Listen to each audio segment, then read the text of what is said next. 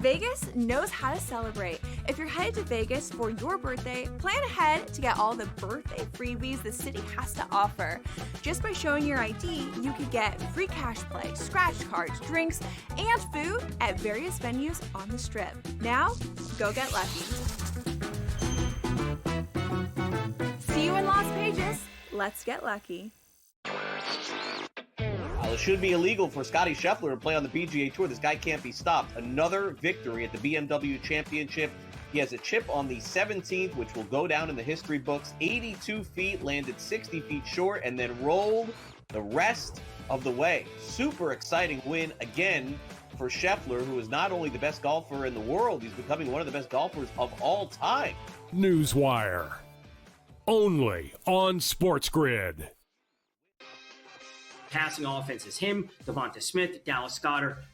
They have Jahan Dotson. They just recently traded for John Mechie from the Houston Texans. Now, obviously, yes, Saquon is there, but a lot of people are expecting the Eagles to have an increase in their passing rate this year. They won't rely as heavily on Saquon, and it should just mean more volume overall. Obviously, Brown was fantastic, and he did so in not playing a full season last year. Game time decisions. Only on SportsGrid. The Giants are probably going to open up 1-5 on the season. So then you start to say the fans are getting angry. They just want to see Dart. The ownership's like, hey, you know what? Maybe we'd make the right move with Russ here. But then you have self-preservation mode with the general manager and the head coach, where it almost seems like it's inevitable. Midway through the season, it's going to have to be Jackson Dart. Otherwise, what are we doing, Giants? The Early Line. Only on SportsGrid.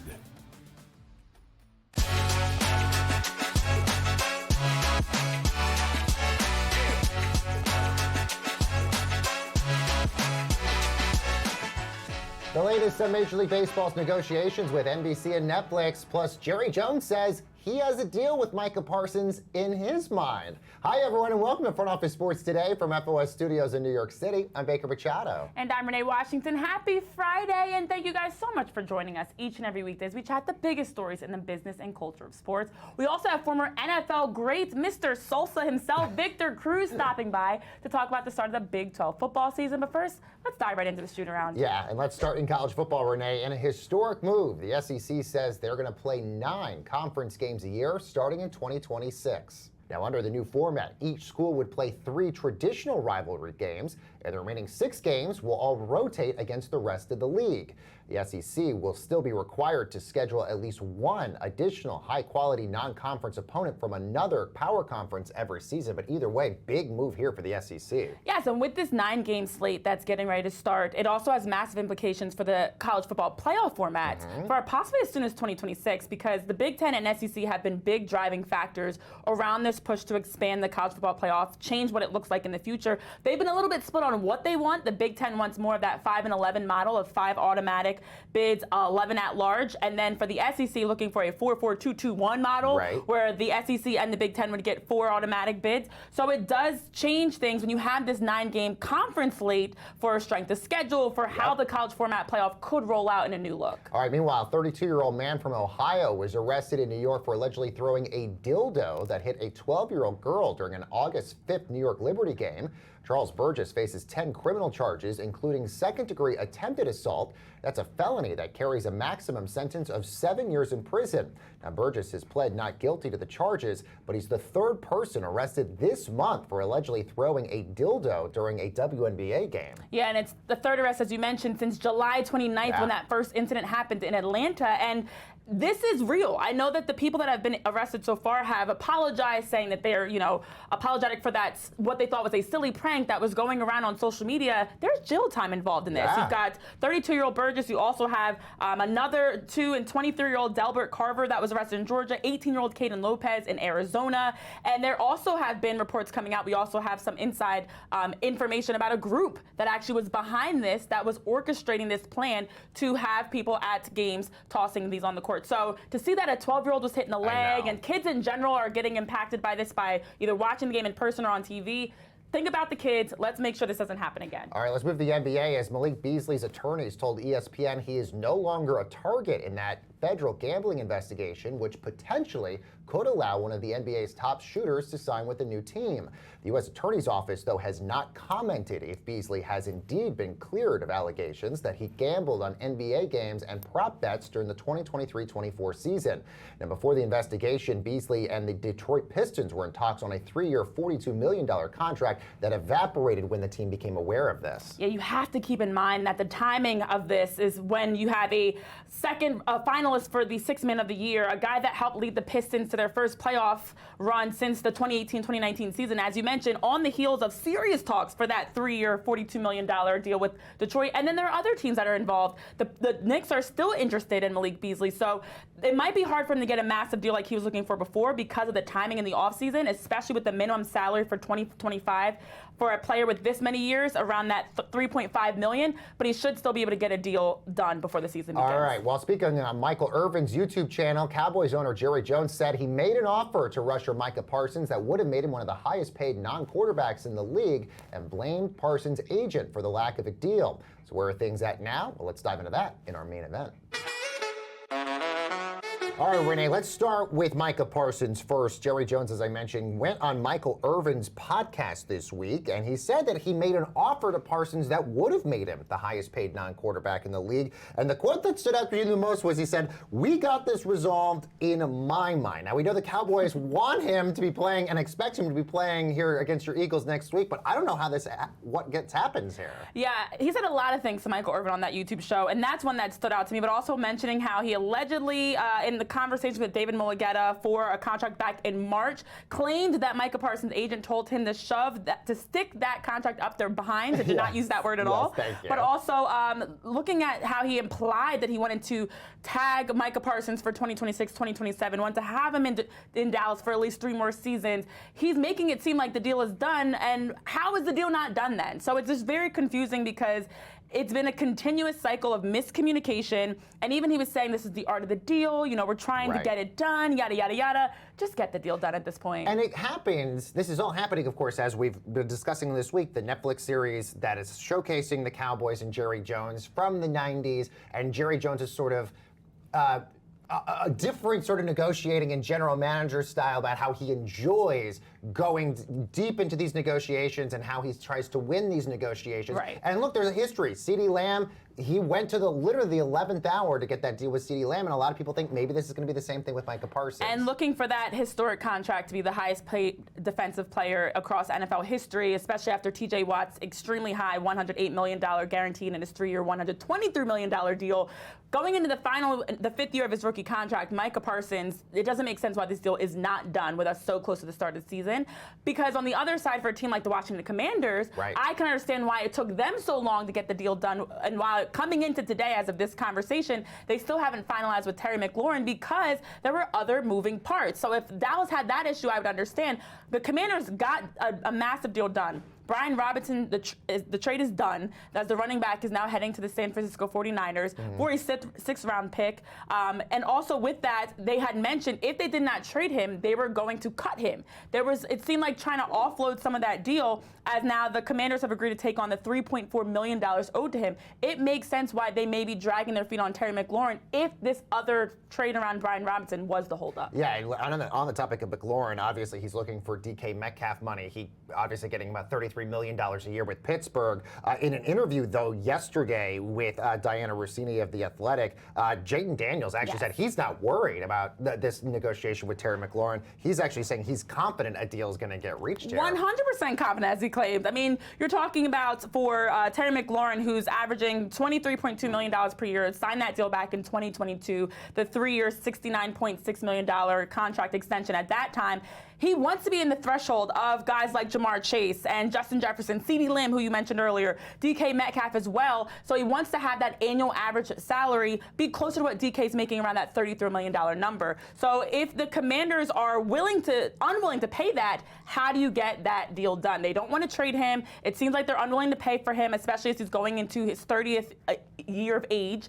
And so Jayden Daniels feels 100% confident, which makes me think there's more behind the scenes of what conversations really are happening. It's just a matter of time that maybe Terry McLaurin's deal is officially getting announced. All right, let's move to continued no love lost between Bill Belichick and the Kraft family. In an interview with the Boston Globe, the UNC coach basically singing the praises of how much he loves being in college football as opposed to the NFL, but then took this crazy shot at the Kraft family. Belichick told the Boston Globe, quote, "College football, there's no owner. There's no owner's son. There's no salary cap. I'd say we had our best years in New England. We had fewer people and more of a direct vision, and as that expanded, it became harder to be successful." I think it's different when you're saying you have issues with the owner, but the fact that he invoked the owner's son, that's interesting. Very interesting. He didn't have to take those shots. No. I mean, we've had conversations even on our show with Julian Edelman, with Tom Brady, around Bill Belichick and what he brings and about the preparation and how he is the coach, especially in an NIL era entering into college football. So I was fine with him saying it's much more cohesive and talking about how it's more unified and just his overall views of what he likes about coaching college football so far. But this to me was unnecessary, Bill. He went for it, and I imagine there will be more after taking a shot at Robert Kraft and Jonathan Kraft. Yeah, really quickly, the NFL also saying sportsmanship going to be a point of emphasis for officials this season, as violent gestures and sexual gestures going to be flagged by officials. But do you feel like this is another way that the NFL just cracking down on any personality? This is why they're the no fun league, Yeah, as no people fun call league. them. I mean, the former on-field official and current rules analyst Walt Anderson's the one that said this in a conference call coming into Thursday about sportsmanship being one of the areas they want to crack down on. It's safety, it's sportsmanship. So no more of the throat slashing and nose wiping and all these different gestures. But what's crazy is those celebrations were reportedly up 133% last year, and now they're going to be cracked down on and highly watched. So between the taunting rule, the kickoff rule, and now being more emphasis on how they're celebrating, the No Fun League just continues to uphold that name. All right, guys, coming up, we're previewing the Big 12 season with Victor Cruz. Plus, we're going to ask him some Giants questions as well. That's coming up next.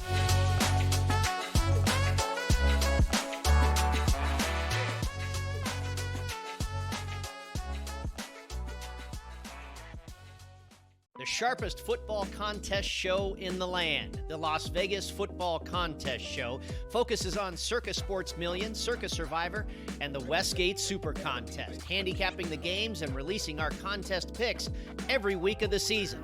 With two former Super Contest winners, Brady Cannon and James Salinas, a former NFL player, Mike Pritchard, and over $1 million in contest prize money won combined, the Las Vegas Football Contest Show will have you prepared this season like none other. It doesn't matter that they're early in the game, late in the game, they're trailing, they're leading. It doesn't matter garbage time. CeeDee Lamb is the guy, and we saw that even after Dak got hurt last year and Cooper Rush was under center. Targets were going to CeeDee Lamb. And when you can get 9, 10, 12, 15 targets on a game-by-game basis, he's going to rack up fantasy points every single week. Frankly, he underperformed last year. Game time decisions only on SportsGrid. Answer is this. 12-team, 3 wide receiver, you take Jamar Chase.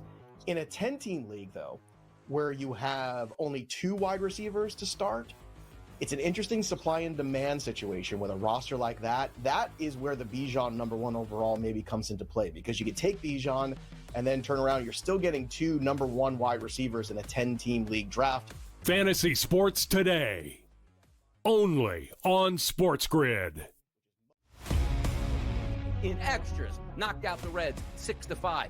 This team doesn't lose. And the only thing I want to say, Tom, is I just hope they can continue this. Now, what does that mean? 40 games in a row? Of course we know it's not going to be the case. They are peaking right now. We've seen so many times. Baseball's a long season. Boy, if the Brewers are playing this baseball on September the 28th, watch out. But they are sensational right now. Pro Baseball Today, only on SportsGrid.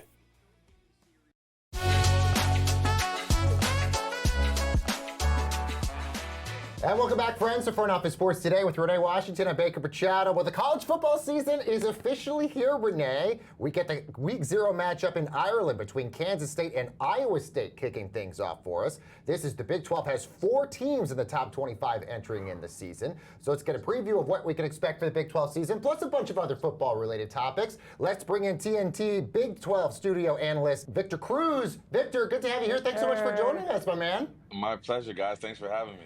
All right, so I know this game is not on TNT Sports, but I got to get your first take on this Iowa State, K-State game in Ireland. We know the Big 12 commissioner loves these ideas of all these international games. Do you like them too for the Big 12?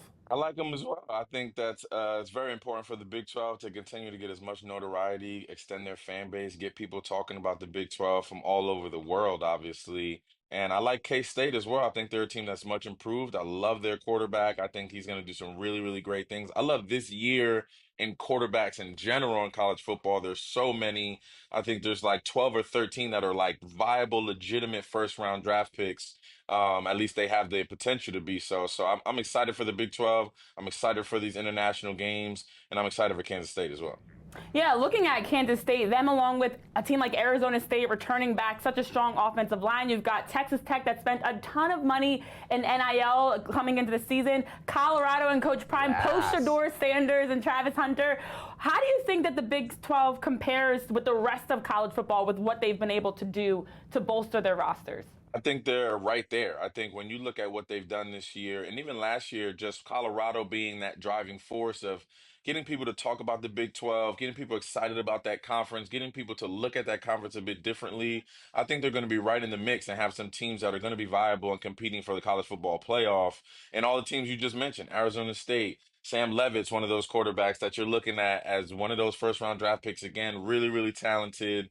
Obviously, we're looking to see what Prime does with Colorado, post Shador Sanders. I mean, there's so many great storylines in the Big 12. Texas Tech, what can they do with all these highly talented portal guys that they went and paid for and got on that football team and see what that roster looks like?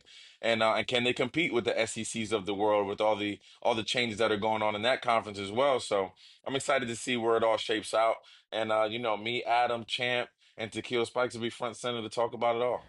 Well, we're going to talk about your studio co-hosts here in just a moment, but let's get back to this point you just brought up is how does the Big 12 stack up against these big conferences like the SEC and the Big 10, which it seems like it's becoming over time, Victor, maybe just a two giant dominant conference sort of league out there. Where does the Big 12 sort of stack up against these other ones? Yeah, that's a good question. I think they're fighting for relevancy, and I don't think they're far behind. I think when you have these teams, when you have the parity that they have in the conference specifically, and when you look at the money that's being spent, the NILs in the Big 12 right now, and I think it's going to take them having to beat some of these out of conference teams. Like when they have the opportunity to play these SEC schools, putting their best foot forward, winning some of those games, and that's when the tide will start to change and people will start to look at the Big 12 a bit differently. But I think they made some noise last year. Yeah, and for the SEC and the Big Ten, we've talked about it here on the show as well, expanding their conference slate to have more conference games at 9 now. In this post-realignment era for the Big 12, as a conference that hasn't had success in getting teams into the playoffs, especially looking at last year, was just Arizona State as the Sun Devils won the conference championship. When you look at the playoff format and all these conversations, how does that best impact the Big 12 as they are making these pushes to climb in the national rankings? Yeah, I think it helps them because they get those opportunities for like I said, those out of conference games. They have to be circled on the calendar because that's what the committee looks at when they're trying to make these teams. That's why these one-loss teams in the Big Ten get the nod because of their strength of schedule and the teams that they play. So these out of conference games, when they get the opportunity to play these Big Ten schools and these SEC schools, they have to be able to win those games and have to be able to be competitive in those games in order to get the committee to be like, oh, let's put a Texas Tech in here because they're a one-loss team, but they played, Ohio State tough, or they played Texas tough, or they won a game against LSU. Like you just need to be able to have those games scheduled on the calendar that are out of conference to put your best foot forward and put your team at the forefront because it's going to take that to get over a team like Ohio State that may have one loss. Let's talk about your studio co-host Yes. here. I mean, you're on TNT Sports. You're joined by Champ Bailey. I'm a Broncos fan, so that's great. Also, you got Takeo Spikes in there as well. How would you sort of describe your camaraderie with those guys and what you guys sort of bring to television audiences? Oh man, I mean, obviously we've all known each other outside of the studio, just respected each other's game and respected each other's careers for such a long time. So to be able to get in front of each other and really create a rapport, I think we really get along and hang out outside of the studio, which obviously helps our camaraderie inside the studio. But those guys are great, man. I think Adam Lefko also like leading the charge for us and being that host to kind of drive the show and make sure that we're all staying on task.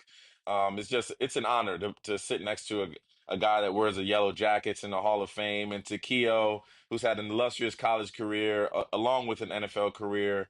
It's a lot of fun, and we banter at each other, we poke at each other. I'm the only offensive guy on the show, so I got to stay strong for my offense and my receivers and stuff like that. So many firsts for the conference with the first game overseas that we're seeing with the Big 12, but also the inaugural season with TNT. But I do have to ask, outside the college, I will ask the question that we're all wondering about your Giants. What is going on with the New York Giants? 4 quarterbacks, of course, with Russell Wilson, Jameis Winston leading that charge. But in general, what do you expect from your Giants this season? Do they need you out there bringing out some dance moves? Is that what I'm predicting? Whatever they need me to do, I will do, okay? Look, I'm going to be honest. I'm really excited about our season. I think we're going to shock some people. I think our front seven is the best front seven we've had in a very long time. I think we're going to get to that quarterback defensively and really make it tough for opposing quarterbacks to play against us. And offensively, I mean, we haven't been in this position where we have a young quarterback in Jackson Dart that's playing very, very well. Looks like he's adapting to the NFL speed and the pro level really, really quickly. We got Russell Wilson, who's a phenomenal leader and understands how to get guys galvanized on the football team and get them ready to play. And then you got Jameis Winston, who's like a character, but he's a guy that's thrown 30 touchdowns and 30 interceptions. He's seen the highs and lows of what this NFL has to offer. So it's an interesting quarterback room, to say the least, but I'm excited about Malik Neighbors. I'm excited about our running back core, Cam Scatterboo. Like, I'm just excited what this team has to offer. Scatterboo could be a big steal for the Giants. We're going to be really excited to see how that all works out. Tony DeVito. Yes. Oh, and yes, don't forget DeVito, of course. Victor Cruz, good to have you here, Big 12 studio analyst for TNT Sports. Victor, thank you so much for joining us. All right, guys, coming up next, Netflix and NBC have entered in the chat for Major League Baseball rights. We got the latest next. Don't go anywhere.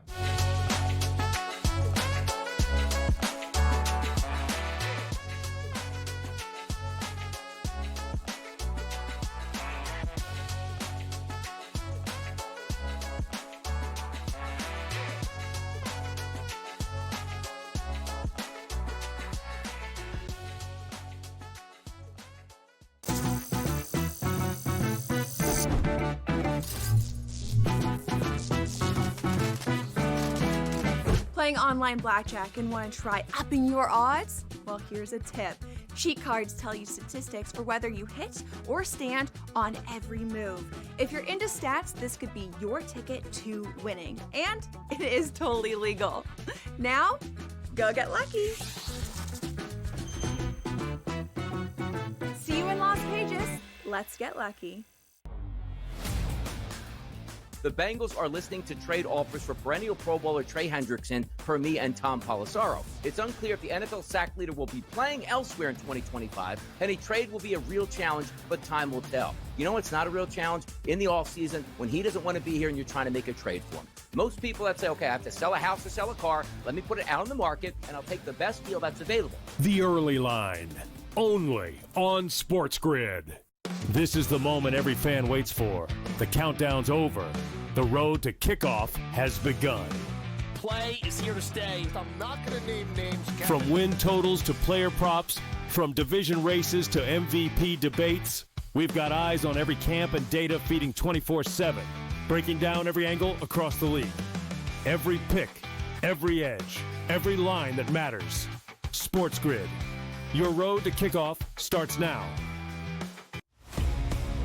They're saying that he might be back for the start of the playoffs, but their playoff spot isn't secure with the Mariners bearing down on them and the wild card completely in flux. So this is like borderline red alert because the pitching staff has not been good. We have not seen good stuff from Framber Valdez. So now that the back end of the bullpen is not good, I don't know what to make of it. Pro Baseball Today, only on SportsGrid.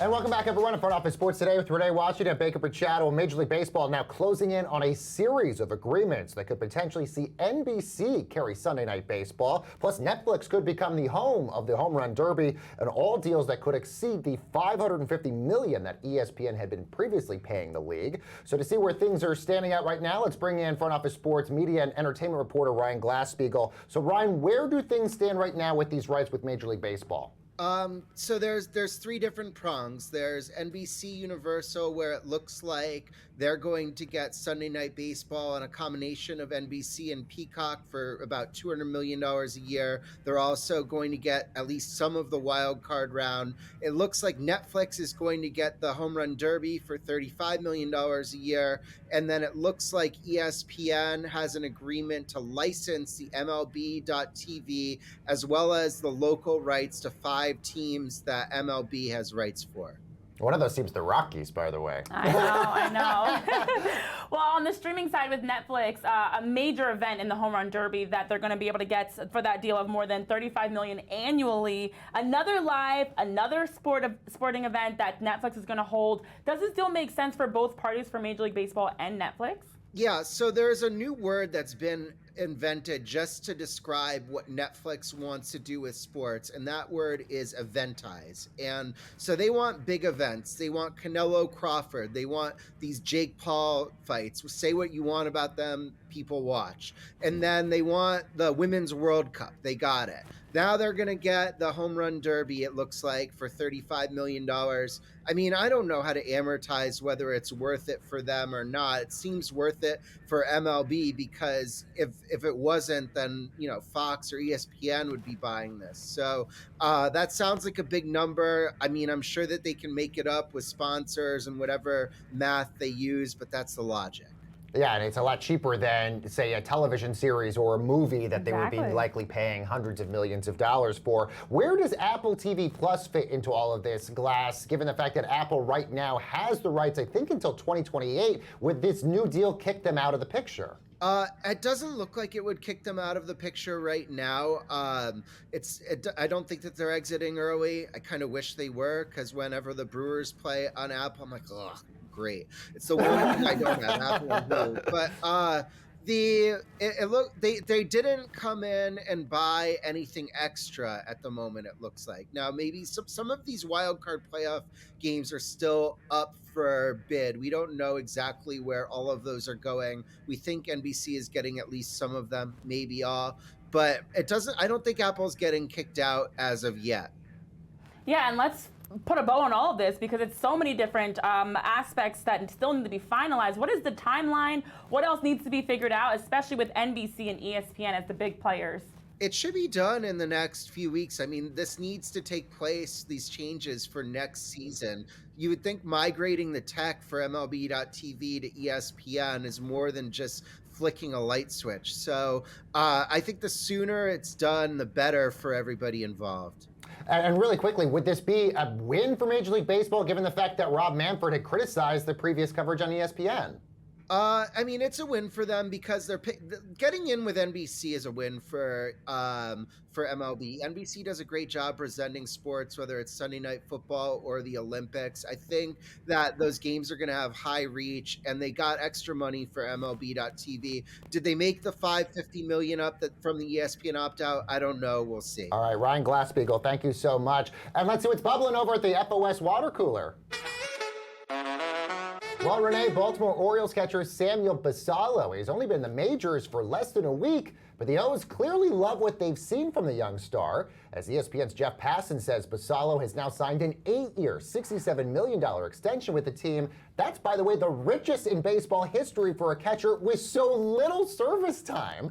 The 21-year-old Basallo made his debut just a few days ago. He's hitting .286 at his first 15 plate appearances. What a great story for him. I mean, what a crazy last 2 weeks. Just last month, he was the number 9 prospect, according to some rankings, and now he's the largest ever, as you mentioned, as a catcher with this extension. But also, this is the highest pre-arbitration extension for a catcher. And you mentioned it, 4 games, 14 at-bats, excuse me, and already to be able to lock in a deal like this. The next closest that we've seen in history was Salvador Perez with the Royals getting a $7 million deal with not nearly as little time. So this does not happen often. No. We've seen guys like a Jackson Chourio get deals before even his Major League Baseball debut. We've seen other youngsters. Corbin Carroll got it after just 38 days. That's 38 days, not 4 games. So massive difference, especially for a catcher to get a deal like this. And also a catcher that just just got called up in August. Yeah. If it's like, if this was a guy that was such a hot prospect, why wasn't he up earlier on in the season? Orioles clearly loving the future of their team. Guys, coming up next week, we got full coverage of the college football kickoff. Plus, we got U.S. Open coverage as well. Have a great weekend. We'll see you next week. Next time.